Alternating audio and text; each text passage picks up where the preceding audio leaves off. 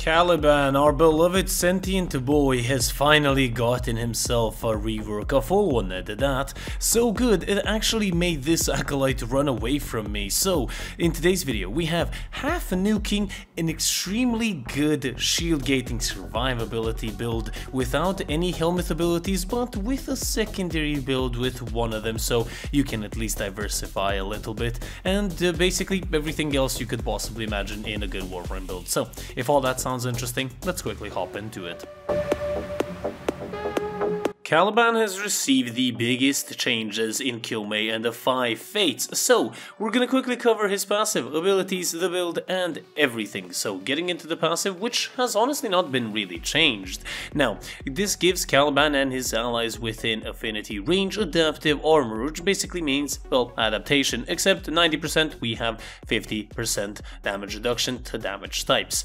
Now, Razor Gyre has been changed from sort of moving around very slowly and dashing occasionally and doing slash to doing tau, which is a new damage type, and moving much faster, regenerating health. When you regen too much health, it will turn into shields and then over shields. You do also gain shields back and energy back as well.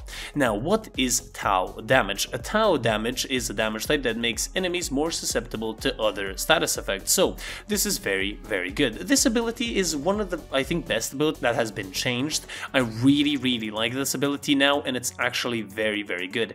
And you also do double tau damage to lifted enemies. Now, who are lifted enemies? Well, with Sentient Wrath, you can lift up enemies now, and they actually stay in spot. They don't float around sort of aimlessly like before. Now they stay in one spot, gain a damage vulnerability. They are also applied with a Tau status effect as well, and they're really easy to kill. And this is one of the best crowd controlling abilities as well. This is really good. It does stop the enemies, but there is also a good side to that. Now, Leathel Progeny has been changed out a lot actually. Now, instead of summoning 3 sentients separately, you have 3 different sentients that do different things. Now, the first one, the Conquilist. This is basically your normal sentient. He melees enemies, applies Tau, and he also fires Fusion Strike, which is your 4th ability, well, on occasion, and also when you do. This is going to be very important later on. The second one, the Ortholist. This is basically a Tau Mortar. This applies so much Tau in a radius and on the, I guess, area that you're fighting in. It's really good for priming for Tau. And the third one, the Summonerist, is a big one that summons smaller sentients to help you out. And they also armor strip enemies, and their main focus is to recharge your shields and to always keep them topped up. So this is your defensive sort of sentient that you have. All 3 do regen shield, so keep that in mind, and if you have an issue, just use your first ability. But if you're having an issue with enemies, use Fusion Strike, his 4th ability. Now, instead of sort of doing the damage first and then armor stripping like it did before, now it actually does damage and armor strips at the same time. And as I said, Conquilists also do the same ability. Now, this from left to right, there is a beam that goes into the middle. Now, you deal damage on the way, Tau damage that is. It does also explode at the end and fully armor strips enemies. This is one of the best abilities, and I'm so glad this has been changed out, because with this ability you can sort of half nuke enemies and mostly prime them and armor strip them. This ability comes in very handy a lot of the time. Now, you might be wondering, what does the actual build look like? Well, on the screen right now we have the build rolling. We have growing power in the aura slot, rolling guard, transient fortitude, stretch, flow, equilibrium, umbral intensify, prime continuity, blind rage. We have molt augmented and arcane ages. Now, for even extra casting, you can put in Arcane Energize instead of Arcane Aegis. We do have Prime Surefooted, keep that in mind, that is one of the most important things of this mod setup. Now, the thing that you can do is use Handspring or normal one, but it is going to be pretty much useful because of the weapons that we're going to be using. Now, you can change out the aura for brief respite, it can be useful, but honestly for shield gating I use the first ability, and I highly recommend you do as well. Because of the instant casting of the ability, especially with today's build. You can instantly recharge your shields and turn it into over shields in around 2 seconds, which is enough to keep you alive. And plus, you have rolling guard. Now, what is the second build that we have? Well, it is going to be Nourish. Now, Nourish is subsumed instead of our first ability.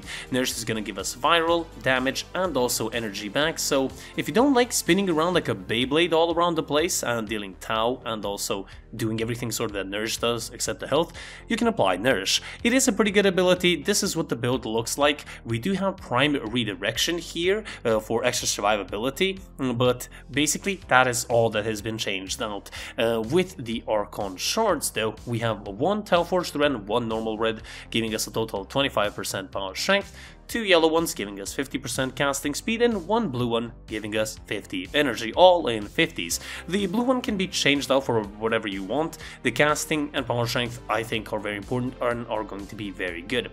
And the focus skill of choice, Madurai, who would have guessed? We have power transfer for casting speed and then sling strength for power strength. Both incredibly good.